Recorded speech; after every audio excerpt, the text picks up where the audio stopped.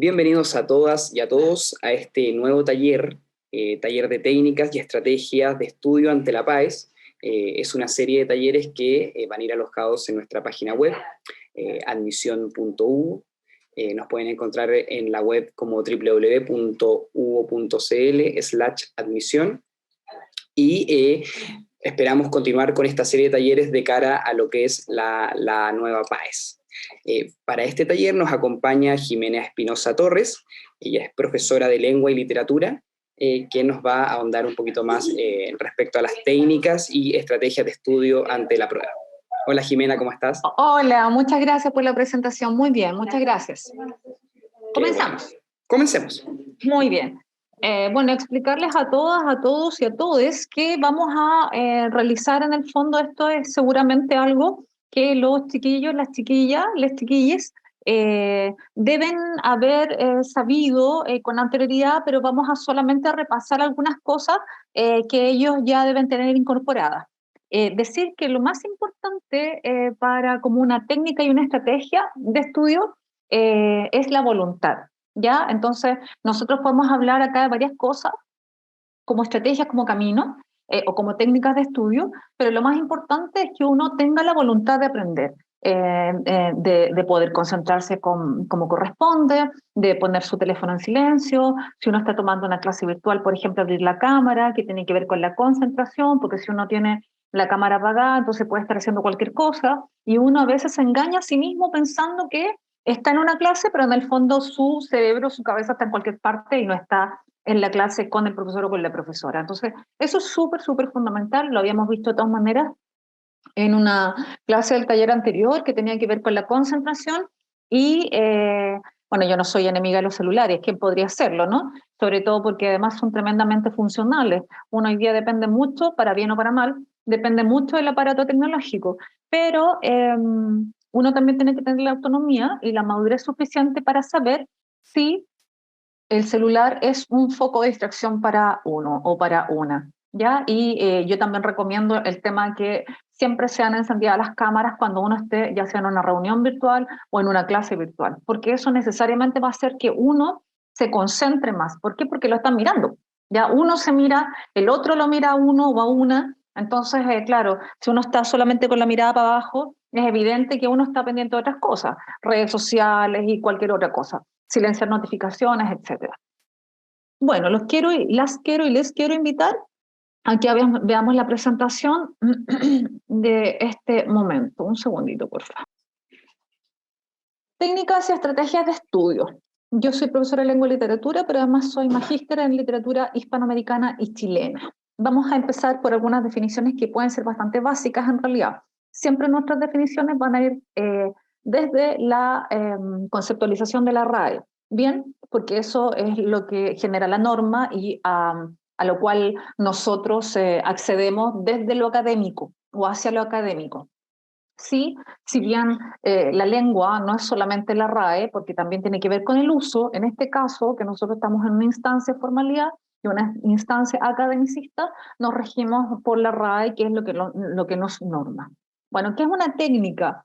La RAE indica que la técnica es un conjunto de procedimientos y recursos que se sirve de una ciencia o de un arte, o que sirve a una ciencia o a un arte. Ojo, uno podría pensar que el arte es tremendamente libre, bien, y las personas que practican algún ejercicio artístico, un instrumento musical, un espacio de pintura, lo que sea, tienen que tener una disciplina y una sistematicidad bien interesante. Uno pensaría que cualquier persona, o sea, una persona que quiere, por ejemplo, aprender guitarra, toca la guitarra y toma la guitarra cuando quiere y practica cuando quiere. En realidad, como todas las cosas de la vida, la técnica asiste también al arte y tiene que ver con la sistematicidad. La mayoría de las cosas en la vida que tienen éxito, entre comillas, o que nos resultan, para no hablar de éxito, tiene detrás la periodicidad y la sistematicidad. Entonces, la técnica son procedimientos o recursos que sirven a una ciencia o a un arte. Entonces, ¿pero qué es la estrategia? Porque vamos a hablar de estrategia y técnicas de estudio.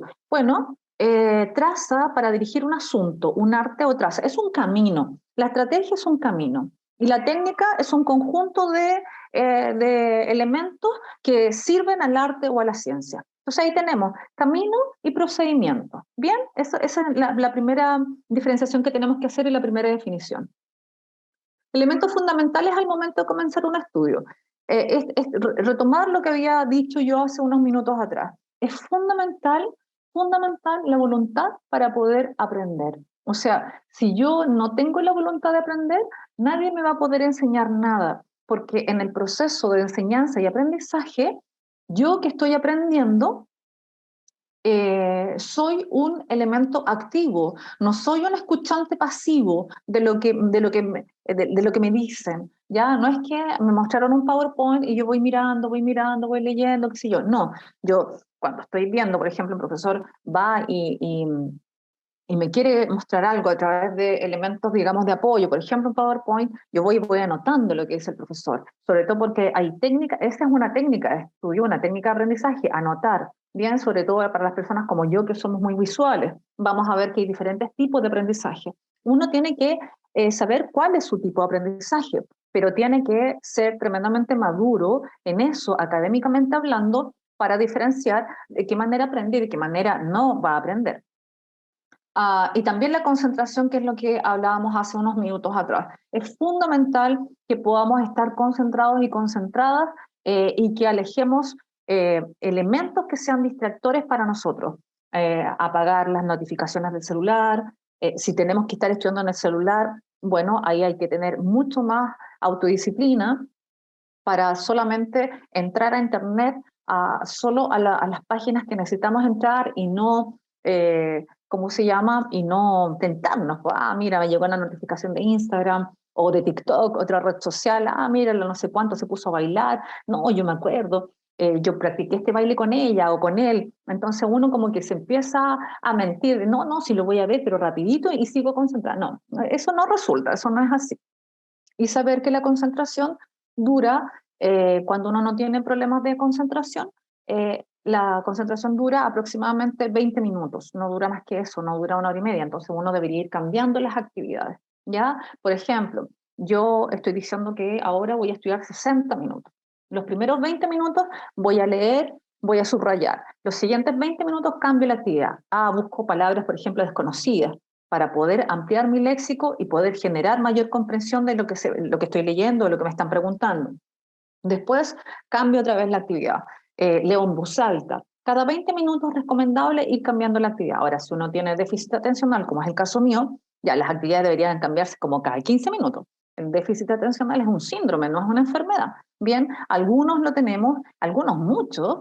Cuando yo era chica, yo soy cincuentona, cuando yo era chica, se pensaba que uno era como medio, así como, ay no, es que es medio volada, esa niñita es media volada, como que uno pasaba en la luna. Y el medio volado, entre comillas, significaba que era como medio tontón, como medio tonto. Y es súper impresionante como el lenguaje crea realidades, uno como que crecía pensando que uno no era tan inteligente.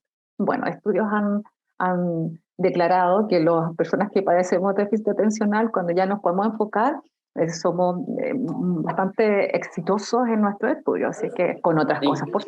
incluso Dale. inteligente, porque tenemos la capacidad, me imagino, bueno, hablo de me imagino porque también tengo déficit Déficit. atencional y nos pasa porque justamente tratamos de enfocar nuestra mente en muchas cosas a la vez. Entonces ese es Exactamente, el gran problema que tenemos. exactamente. Sí, tal cual, tal como tú lo dices. Muchas gracias por el aporte, qué bueno que vayamos así como retroalimentándonos. Así se le hace menos fome a los chiquillos que están presentes, por ejemplo a la Fernanda, o a los chiquillos, a las chiquillas que vayan a ver el video en YouTube. Sí, Bien, y también dale. recordarle que si quieren realizar preguntas, pueden escribirnos a través del chat o pueden participar activamente de ello. Exactamente, ningún problema. Si quieren ir interrumpiendo, levanta su mano o deja las preguntas o los comentarios en el chat y lo vamos viendo de manera inmediata para que no las dejemos hasta el último. Porque de repente uno dice, quiero preguntar esto, y cuando tenés que esperar 40 minutos más ya se te olvidó, ya no tiene gracia, como que está descontextualizado, etc. Bien, ¿cómo se relacionan ambos elementos? ¿Cuáles elementos? La concentración y la voluntad. Primero, a través de crear o propiciar un ambiente físico adecuado para el estudio, donde haya, por ejemplo, un lugar que esté iluminado, lo mejor iluminado posible y con una temperatura ambiental agradable. O sea, no podéis estar muerto de frío en el lugar donde estás estudiando, porque ahí se transforma casi en una hazaña, ¿te fijas? O sea, te vuelves un héroe, una heroína por estar estudiando cuando uno tiene mucho frío. Habrá gente que lo hace, sin duda alguna. No me cabe ninguna duda que hay chiquillos que no tienen las condiciones. Yo estoy hablando de lo óptimo, ¿ya? Pero cada cual sabrá cuáles son las condiciones que tiene para estudiar en su casa o en algún lugar que pueda estudiar. Que tampoco haga mucho calor, ¿verdad? Porque si no, imagínate, te corre ahí como la gota, estás ahí desesperado, tenés que estar tomando, o desesperada, tenés que estar tomando agua cada rato, obviamente eso te va a desconcentrar. Entonces, que la temperatura sea agradable y que el lugar esté lo más iluminado posible. Si pudieras iluminarlo a través de luz natural, sería maravilloso. Primero porque te vas a cansar, tus ojos se van a cansar menos, tú te vas a cansar menos y porque es mucho más grato, digamos, estar con luz natural. Bien, en segundo lugar, eliminar o reducir al mínimo los elementos distractores, como en lo que hablábamos recién. Eh, por ejemplo, colocar el celular en modo avión para no recibir notificaciones de redes sociales durante el estudio. Eso es sumamente importante. En tercer lugar, si la clase o el estudio es de manera virtual, siempre encender la cámara. Siempre. De repente uno como que se miente a sí mismo y dice, no, es que en realidad, por ejemplo, no me maquillé, entonces no me voy a ver tan bonita ya, bueno, sino, ojo, porque no es una presentación, no sé, por menos que estés postulando para ser modelo de algo, que está bien, es muy legítimo. Si es una clase como tal, digamos, no creo que el profesor o la profesora te vaya a exigir que estés así tremendamente presentado. Lo importante es que estés duchado, porque estés así como claro y como despierto. Y bueno, eso, pero fundamentalmente este punto apunta, valga la redundancia, a que tú puedas tener mayor capacidad de concentración. Y bueno, si la clase es presencial, prescindir de los audífonos y de usar el celular mientras se genera el estudio o la clase. Yo soy profesora de secundaria, entonces uno, sobre todo en invierno, pero a veces también en verano, los niños, las niñas llegan, tercero, cuarto medio, primero medio, de repente llegan con sus gorros y con estos audífonos que son inalámbricos, ¿no? Entonces, claro, comillas no molestan, porque no conversan, no miran para el lado, nada, te fijas, pero tampoco se están concentrando. Entonces, en el fondo en la clase un profesor no necesita que los niños, comillas, no molesten, necesita que estén lo más activos posibles, etcétera. ¿Ya? Entonces, prescindir de los audífonos, pero esto a lo que estoy aludiendo tiene que ver con un tema de mucha autodisciplina y de mucha voluntad. Porque si tú entras a una clase, por ejemplo en la universidad, con un gorro y tus audífonos puestos, inalámbricos, primero si fueran alámbricos el profesor ni siquiera te va a decir que te los saque.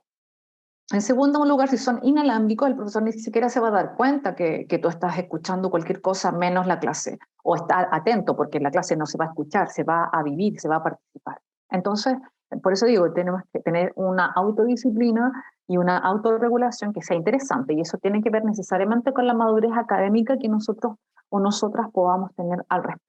Ya de querer aprender, en definitiva, no solamente comillas de pasar el ramo. Vamos a hablar también ahora de los principales estilos de aprendizaje. No sé si ustedes lo habrán escuchado, los que están viendo, o mi compañero que está acá también presente, pero antes no se cuestionaba cómo aprendían las personas o cómo aprendíamos las personas, sino que uno tenía que aprender. Y era como lo mismo a tabla rasa para todos. Ya hace un tiempo atrás empezaron el concepto de las inteligencias múltiples y uno se ha dado cuenta que puede aprender de distintas maneras. Por ejemplo, yo soy una persona sumamente visual. Yo, para aprender, yo necesito estar mirando y estar leyendo, ¿ya? Y de la lectura pasar a escribir, por ejemplo, ¿ya? Pero mi marido es una persona tremendamente auditiva. Entonces, por ejemplo, si vamos en un auto, él va manejando, yo le puedo ir leyendo el diario y él va comentando la noticia mientras maneja. Yo no podría hacer eso. Yo como que no puedo masticar chicle y caminar al mismo tiempo. Entonces yo o manejo o escucho algo, ¿te fijas? Y generalmente cuando estoy escuchando y no estoy viendo, mi mente anda por cualquier parte. Entonces, claro, las personas que son auditivas les pasa que aprenden escuchando, por ejemplo, las lecturas en voz alta, centros de escucha, instrucciones verbales, discusiones, repetir las indicaciones o ir parafraseando las estructuras que van leyendo, etc. Y las personas visuales aprendemos viendo, por ejemplo, a través de tablas, a través de gráficos, organizadores gráficos, bosquejos de lecciones, ayuda con imágenes, PowerPoint, etcétera, ¿ya? Entonces ahí tenemos dos maneras de aprender, dos inteligencias que son distintas, ¿sí?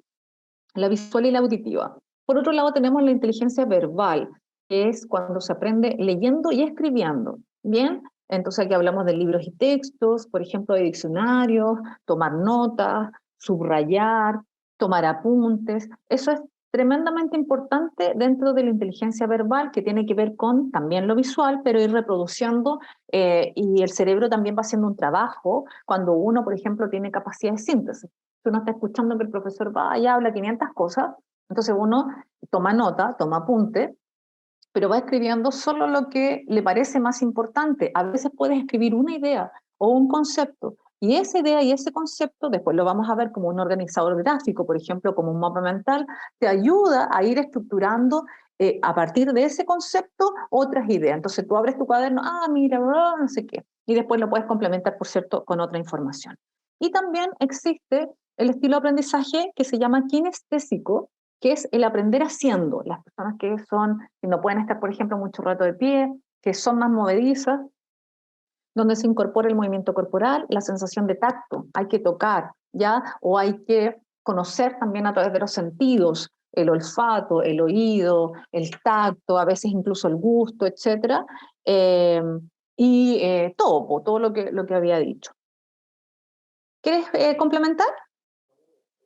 No, tenía una duda respecto Sí, a estos estilos de aprendizaje, si es que en algunas ocasiones se puede dar que se manifiesten dos tipos de aprendizaje de manera simultánea. Sí, y tres también. Lo que pasa es que no es que uno sea excluyente de otros, pero siempre hay uno que prepondera o que predomina. Perfecto. Ya. Ahora, cuando uno, por ejemplo, puede aprender de manera auditiva, visual y kinestésica, eso amplía mucho las posibilidades, porque quiere decir que tiene ya tres maneras de aprender que son distintas. Entonces, es mucho más probable que aprenda más cosas en distintas circunstancias a otra persona que tiene solamente una manera de aprender. Y si bien es cierto, yo con esto me imagino que uno tiene ya una facilidad, como una predisposición a tener más uno que otro. Sin embargo, Claro. El que tengo más debilidad, yo lo puedo potenciar con el tiempo a través de esta estrategia. Sin duda, de todas maneras, Ok. de todas maneras. Esa es la idea, que tú lo puedas potenciar y que tú puedas desarrollar otras habilidades, porque todos tenemos habilidad para todo. Lo que pasa es que hay Ya. algunas personas tenemos habilidades más desarrolladas en un área y otras más en otra área. Lo que no significa que esas habilidades no se puedan desarrollar. Por ejemplo, existe el error de pensar que las personas que somos con orientación humanista somos, comillas, muy malos para las matemáticas o muy malos, comillas, para las ciencias. Bien, no es que seamos muy malos, es que simplemente esta área nos queda más cómoda y uno tiende a quedarse en la zona de confort. Pero si yo quisiera desafiarme y dijera ya, ok, pero yo, no sé, estoy diciendo una cualquier lecera, yo soy humanista, pero voy a estudiar un par de años administración de empresas, por ejemplo. Que yo sea humanista no va a significar que yo no lo pueda estudiar. A lo mejor me voy a demorar un poco más en desarrollar mi habilidad matemática, pero sin duda alguna si la practico la voy a desarrollar. Lo que pasa es que uno se queda donde está más confortable, eso nos pasa a todos y en todo orden de cosas. Sí, es verdad, es verdad. Por ejemplo, ahora que me habla de los tipos de aprendizaje, yo conozco personas que no se les da bien el escribir o el redactar cosas, pero sí visualmente cuando observan algo, algún video, les queda muy bien internalizada la información y de manera rápida, y con eso les basta para desempeñar una buena prueba, un buen test o lo que sea. Eso es, en el fondo uno tiene que aprender cómo aprende. Eso se llama metacognición, el aprender a aprender. Uno tiene que concientizar cómo aprende. Eso, básicamente. Así es que está todo muy bien, digamos. Lo que no está bien es copiar en una prueba. Todo lo demás que sea aprendizaje, pero no así hacer torpedo, ojo, porque ese torpedo puede ser una técnica de estudio, que los colegas académicos no me vayan a escuchar porque me van a buchear. Pero de verdad Pero que puede ser siempre, una técnica de estudio, sí, claro. sí, también he escuchado lo mismo, que los torpedos son una buena técnica de estudio Sí. y lógicamente el torpedo queda a lo mejor fuera de la prueba, pero uno al hacer ese torpedo psicológicamente internaliza igual la información. Sí, porque mira, ahí tú puedes utilizar, por ejemplo, una estrategia, por ejemplo, un mapa mental. Tú puedes en un torpedo usar un mapa conceptual. tú necesariamente vas a desarrollar la capacidad de síntesis. Entonces estás desarrollando necesariamente habilidades. Y de hecho, hay gente que dice que hizo torpedo y llegó a la prueba, pero no lo necesitó. Claro, porque obviamente esa era una técnica de estudio. Hizo un mapa mental, un mapa conceptual, enfatizó su capacidad de síntesis, te fijas, o de gráfico, o icónica, de iconos, de símbolos, entonces no lo necesitó. Ese fue el estudio, ¿te fijas? Eso. Sí, sí. Bueno, sin ir más lejos, me acuerdo cuando estaba en la enseñanza media, habían docentes que nos pedían que hiciéramos torpedo o llegáramos a la prueba con mapas conceptuales, los cuales podíamos utilizar en la prueba. Sí, no, Entonces, es sumamente interesante como estrategia. Además depende también lo que el profesor o la profesora quiere evaluar. Si quieres evaluar, no sé, pone un elemento para que los estudiantes o las estudiantes tengan que recordar algo, sí, puede ser. Pero hoy día hay otras habilidades que son mucho más interesantes, la comprensión, el análisis, la inferencia, la evaluación. O sea, si, por ejemplo, yo que soy profesora de lengua y literatura, si voy a evaluar una lectura, por ejemplo, te fijas, siempre le digo a los niños y las niñas, tengan su libro, porque me interesa más desarrollar otras habilidades como el análisis. Y por mucho que tenga el libro, si no ha leído el libro, no va a saber dónde buscar tampoco, en la localización. Entonces, se evalúan otras habilidades, las habilidades que estamos trabajando ahora en el siglo XXI.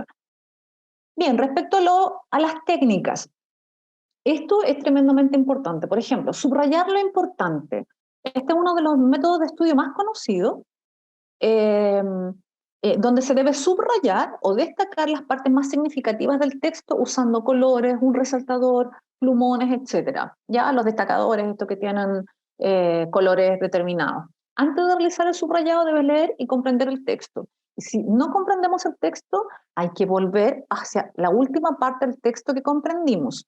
Y si hay palabras que son desconocidas, tenemos que tratar de sacar el vocabulario por contexto. O sea, saber qué es lo que quiere decir esa palabra de acuerdo al contexto en la que está escrita. Y si aún así no podemos hacer eso, hay que acudir al diccionario. No podemos, es pecado mortal, que nosotros sigamos leyendo si no entendemos lo que estamos leyendo, porque no tiene ningún sentido. No tiene sentido. Entonces, no olvidar que antes de realizar el subrayado hay que leer, pero comprender el texto, ir haciéndole preguntas al texto. Por ejemplo, si estuviéramos evaluando este párrafo, este apartado, técnica, y yo dijera ya, entonces, ¿qué es subrayar? Alguien me diría, mira, subrayar es poner una raya debajo de la palabra. Claro, otra persona me podría decir, mira, profe, también puede ser en este contexto usado como destacar. Perfecto, eso significa que estamos entendiéndonos ustedes y yo respecto a un mismo tema. No, pues sabes que no tengo idea de lo que quieres decir tú, profesora, con significativa. Mira, en este contexto, pero no puedes avanzar, porque además es un autoengaño, no avanzas si no comprendes, ¿ya? Y acuérdense que hay muchos indicadores e índices que dicen que los chilenos no tenemos una buena y adecuada comprensión lectora, y eso es muy complejo, aún en ámbitos universitarios, ojo con eso. Bien, entonces yo digo, hay que subrayar lo que sea más significativo del texto usando colores, ¿sí? Entonces, alguien me podría preguntar, pero ¿qué es lo más significativo? ¿Cómo vamos a definir lo que sea significativo? Entonces, ¿qué es lo más significativo? Lo que tenga relación con el título o los subtítulos de los apartados. Ya, por ejemplo, en el ejemplo anterior, valga la redundancia, técnicas. Todo lo que tenga que ver con la palabra técnica, habría que subrayarlo. Por ejemplo, que es un método de estudio, ¿ya? Que es, el subrayar es un método de estudio. Subrayar, que es una palabra, si no sabemos buscarla en el diccionario, destacar, ¿te fijas? Todo eso es definitivamente, tiene relación con el apartado. ¿Sí? ¿Me esperan un segundito, por favor? Me demoro 30 segundos. sí, sí, por favor. Por mientras, comentarles a los que están conectados y a los que van a ver este video que pueden realizar preguntas a través del chat o pueden participar también activamente activando su micrófono, ¿ya? Así que le damos nuevamente la bienvenida a Daniela Jorquera y a Fernanda Rivera. Mientras esperamos a la profesora, también les vamos a recordar los canales de comunicación con los que cuenta Admisión, que es admisión.u. Ahí vamos a ir alojando todas las actividades que vamos realizando, como la visita a los colegios, esta serie de webinars, de charlas, de talleres, de caras a lo que son la PAES. Ahora sí podemos continuar. Muchas gracias. Entonces eso, ojo, lo que es más significativo es lo que tenga relación con el título y con los subtítulos de los apartados. ¿Ya? ¿Qué más? Realizar los apuntes uno mismo o una misma. Este es un hábito de estudio súper interesante y bastante conocido, y se trata de resumir lo más importante con nuestras propias palabras para así recordarlo. Hay que tener en cuenta que no debes dejar fuera ningún dato clave. ¿Qué puede ser un dato clave? Por ejemplo, una fecha. ¿Qué puede ser un dato clave? Nombres. Depende de lo que estés analizando. No sé, pues si es un texto de historia, las fechas, los nombres de las personas que aparecen insertas dentro de la historia, el autor, la página, el contexto histórico, todo eso va a ser importante. Entonces, aplicas y desarrollas tu capacidad de síntesis y vas indicando qué es lo que te parece más importante de eso, ¿ya? Pero realizar apuntes propios es buenísimo, buenísimo. En realidad es una de las mejores técnicas eh, de estudio que existen. ¿Cuáles son los datos clave? Porque dijimos que había que anotar todo, pero sobre todo los datos clave, ¿verdad? Entonces, no hay de que dejar fuera ningún dato clave, pero ¿cuáles son los datos clave? Los que tienden a los siguientes puntos. Por ejemplo, suministrar información básica de un contenido más amplio. Ese es un dato clave, ¿ya? Algo que me diga a mí desde la base en un contenido grande, ¿ya? Por ejemplo, también informar sobre el tema a tratar, orientar acerca del contenido desarrollado en el texto original. Y, por ejemplo, presentar información objetiva y breve sobre un tema o contenido. Todos esos son datos claves. En cualquier texto que nosotros estemos analizando o estemos, bien digo, analizando o estemos resumiendo, tenemos que considerar estos como datos claves. La información básica del contenido, la información sobre el tema a tratar y la presentación de la información objetiva y breve sobre un tema. A mí no me gusta mucho usar la palabra objetividad, porque tengo mis dudas filosóficas respecto a este concepto. Yo sí lo que les podría decir es que podríamos cambiar este concepto de objetividad eh, por información comprobable, ¿ya? Porque lo objetivo no tiene que ver necesariamente con lo comprobable, ¿bien? Porque yo les podría decir a ustedes hoy día, no sé, ¿de qué color es mi chaleco? Y alguien me podría decir, mira, yo lo veo verde, mira, no, yo lo veo burdeo, no, pero es rojo. Entonces, ¿de qué depende? ¿Qué es lo objetivo? El objetivo es la resolución de la cámara con la cual tú estás viendo mi chaleco. Eh, ¿Qué es el objetivo? No, porque no es objetivo, porque tu cámara en tu computadora, en tu teléfono tiene una resolución, la mía a lo mejor no tiene tan buena resolución, o si yo te podría decir, ya, ¿de qué color es mi piel? Tú me podrías decir, no, profe, tú eres bastante blanca. No, yo soy muy morena, y es verdad, soy muy morena. Lo que pasa es que hoy día, en la posición en la que estoy, la luz del sol me pega casi como directamente a la cara y me hace ver mucho más blanca de lo que soy. ¿Qué es objetivo? Entonces, ya, ¿pero qué es comprobable? Si me siento acá, me veo más morena. Y si me siento acá, me veo más clara. Pero ¿qué es lo comprobable? Que soy morena. ¿Te fijas? Ojo con eso. Ojo con la objetividad. Entonces, desde la perspectiva de la información, yo preferiría hablar de información comprobable. Eso. También los mapas mentales son una muy buena técnica de estudio porque resumen y organizan las ideas y si lo hacemos bien puede ahorrar muchas horas de estudio y asegurarnos sacar una buena nota. Las características más importantes de los mapas mentales son, primero, el tema. ¿Ya? El tema se ubica al centro del diagrama. ¿Ya? Este es un mapa mental exprofeso muy básico y que no está bonito, no está pulcro, porque en el fondo cuando uno está tomando apuntes, está en la universidad o está tomando apuntes de alguna conferencia o algo que le parece importante, no escriben bonito. Uno escribe como puede escribir, ¿cierto? Lo importante es que uno entienda lo que está escribiendo porque uno necesita aprender eso. Entonces, por eso exprofeso elegí esta imagen, que es una imagen común y corriente con distintos colores, la letra no es bonita, es una letra común y corriente como la que podrían tener ustedes o podría tener yo. Bien, los conceptos relacionados se van enlazando alrededor del tema principal. Acá el concepto es comida, perdón, compra. ¿Qué compras? Comida, higiene personal, limpieza doméstica, bebida. También esto podría ser, no sé, supermercado, compras del mes, lo que tú quieras. Tú eliges el concepto sobre el cual vas trazando tu diagrama y de la cual van derivando los conceptos. Este es el concepto madre. Cada rama del tema principal se desarrolla independientemente de acuerdo con cada tema. Bien, esto también puede tener varios subtemas, así que ojo con eso. Bien, y uno va y tira flecha para allá, y 4 flechas de acá, y una para allá, y de repente no te alcanza el cuaderno, y sigues por la otra página, y sigue la flecha. Aquí lo importante es que tú te entiendas. Bien, porque tu estructura está acá. Entonces tú tienes que ver esa imagen, ese símbolo, ese icono, y decir, ah, esto se refiere a esto, y vas haciendo tus enlaces mentales, tus links mentales. ¿Sí?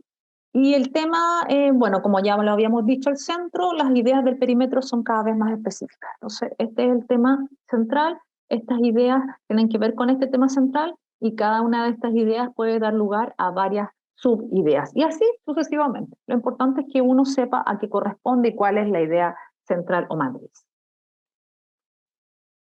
Las fichas de estudio también son un elemento interesante. Bien, son como papelitos, como tarjetas que uno puede utilizar. Bien, y uno puede ir anotando conceptos que sean distintos. Por ejemplo, voy a usar una ficha de estudio porque tengo que dar, me tienen que valorar un libro, ya, estoy diciendo cualquier cosa. Siddhartha, de Hermann Hesse. Entonces, la primera ficha, título, Siddhartha, autor, Hermann Hesse, y en la ficha de Hermann Hesse tú puedes colocar una pequeña biografía. Al ir escribiendo, obviamente vas a ir asimilando porque mientras escribes, como es una técnica de estudio, tu cerebro va fijando la concentración, sobre todo si tú eres visual. ¿Bien? En la segunda página, capítulo 1, qué significa nirvana, cuáles son los personajes, etcétera, etcétera. Estas las fichas pueden ser reemplazadas por tu cuaderno, pero si eres como más ordenado, más puntilloso y te gusta más ser tú más ordenado, te gusta usar, por ejemplo, diferentes colores, las fichas de estudio son bien óptimas para eso. Entonces, ¿qué puedes colocar ahí? Fechas, números, vocabulario, etcétera. Las puedes usar en materias que incluyan el uso de números o aprender otro idioma. Es súper interesante desde la perspectiva del aprendizaje de otro idioma. Bien, y aquí se realiza un proceso de memorización, pero es más entretenido.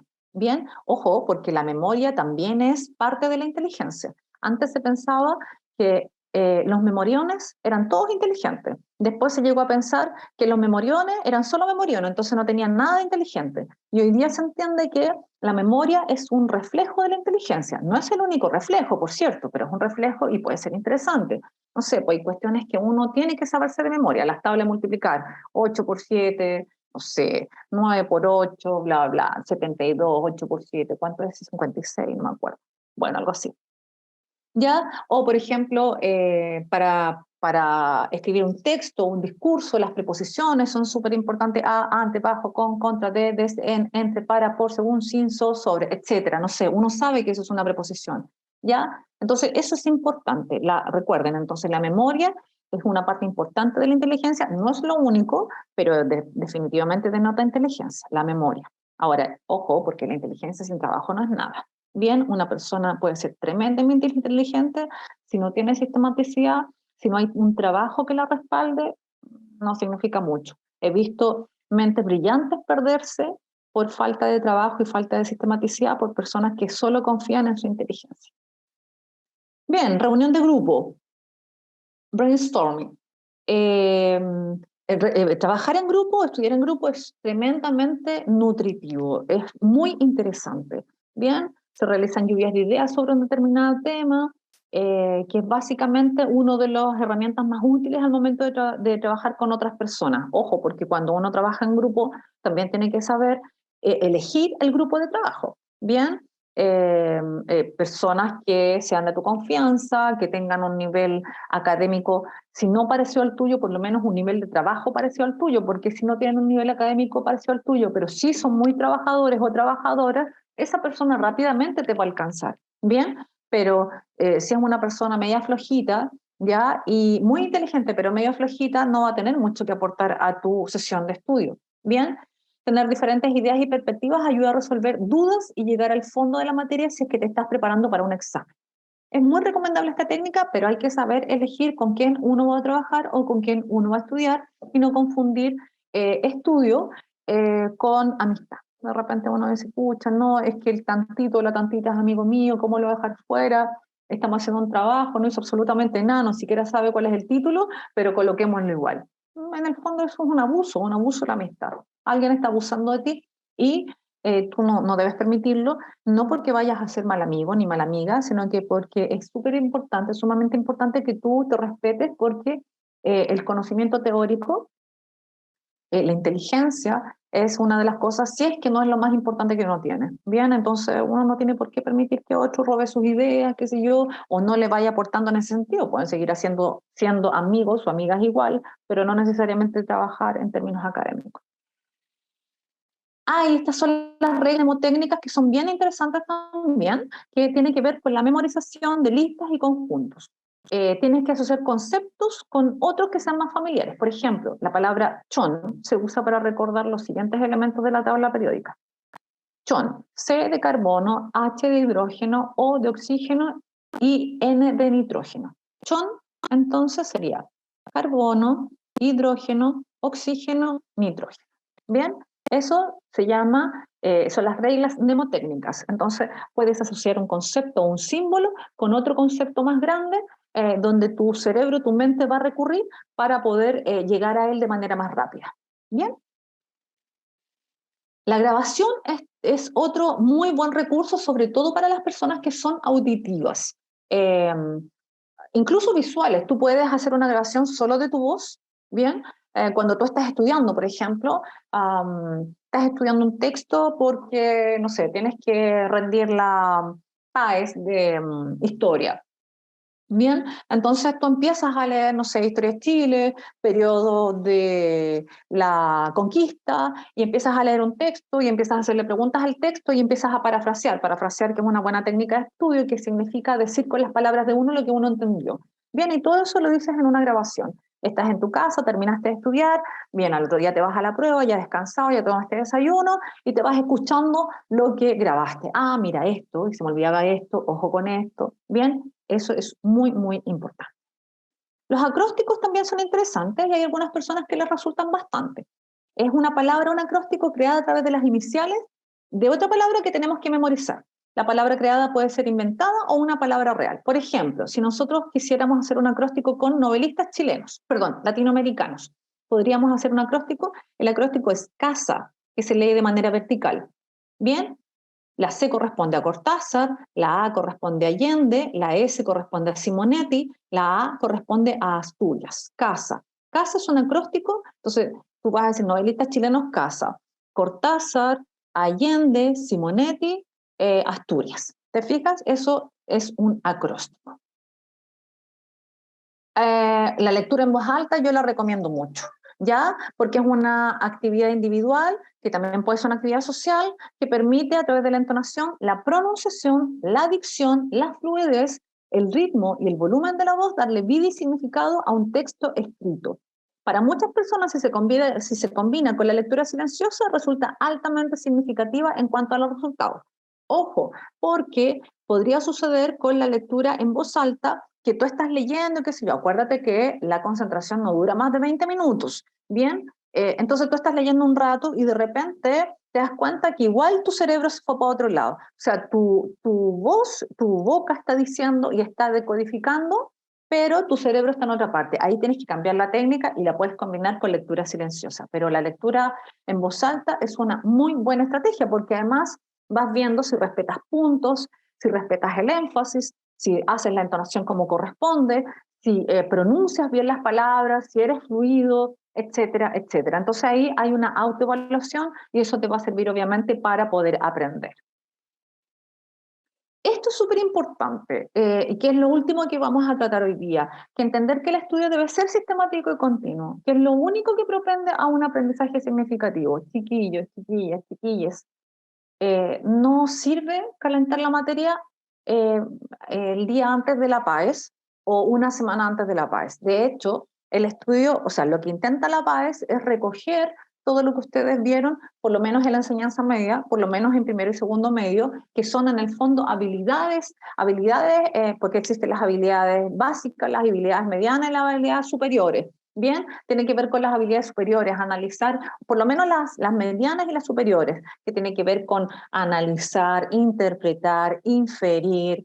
Las habilidades superiores son evaluar, ¿te fijas? Entonces, en eso, por lo menos la prueba de lenguaje, no sé si se llama así, o de lengua y literatura, lo que te va a medir es básicamente que tú seas competentemente en términos lectores, que seas competente en términos lectores, pero eso tiene que ver con la sistematicidad, ¿ya? La comprensión lectora tiene que ver con el hábito de la lectura. Primero, leerte lo que te piden en el colegio que leas, eso es fundamental y básico. Pero además de leer lo que te piden en el colegio, es importante todos los días ir leyendo cosas que a ti te interesan. Por ejemplo, no sé, si a ti te interesa la moda, anda artículos de moda. Antes uno podría decir anda a comprar una revista, pero eso hoy día ya está muy obsoleto. En los kioscos hay cada vez menos en muchas partes, pero ya anda y lee un artículo interesante de moda, anda y compréndelo. O sea, a ver, no solo te tienes que quedar con lo que te piden en el colegio, tienes que ir mucho más allá. Si te gusta el fútbol o te gustan los deportes, lee acerca de deportes. Puedes leer a lo mejor la biografía de algún deportista que te parezca interesante, verlo también. Si no eres tan bueno para leer, porque eres más auditivo, puedes reemplazar la lectura por el audiolibro. Óptimo sería que fueras leyendo, viendo las letras y todo, porque así vas a mejorar la ortografía y la redacción. Pero en el peor de los casos, un audiolibro también es una muy buena manera de que tú puedas aprender significativamente, muy buena manera de aprender significativamente.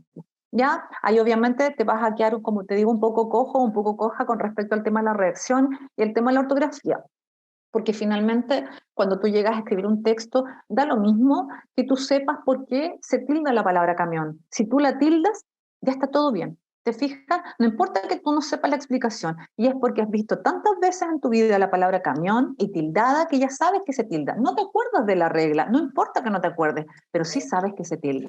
Eso es muy cierto. De repente cuando uno escribe una palabra, la ve extraña y dice, algo le falta a esta palabra. Pasa con las Es palabras que verdad. llevan B, V o Sí, es MD, cierto. y ahí no me suena bien, o esto parece que lleva Exactamente. tilde. ¿Qué pasa con esto? No, no, esto no era Sí. así. Uno no sabe por qué, pero sabe que algo raro le genera. Sí, es verdad, tienes toda la razón. ¿Estamos Eso, ok? sí, yo diría. Yo creo que fue completísimo. Agradecemos este taller de técnicas y estrategias de estudio para preparar para la PAES. Recordar que se vienen otros talleres también. Agradecemos nuevamente a Jimena Espinosa Torres, quien es profesora de lengua y literatura, que nos ilustró de muy buena manera respecto a la voluntad que hay que tener para estudiar los tipos de inteligencia, los tipos de estudio, técnicas y estrategias como las fichas, que son súper fundamentales. Por nuestra parte de admisión, recordar nuestros canales digitales, admisión, www.hugo.cl/admisión en el sitio web, en Instagram, TikTok nos pueden encontrar como admisión.hugo y los dejamos invitados. Esta cápsula va a quedar alojada en nuestras redes sociales para que ustedes también se ilustren. Así que muchas gracias a todos los presentes y si tienen alguna pregunta, háganosla llegar. Muchas gracias, profesora. Que estés muy bien. Un gusto. Igual, un Chao, gusto, hasta luego. chao. Chao.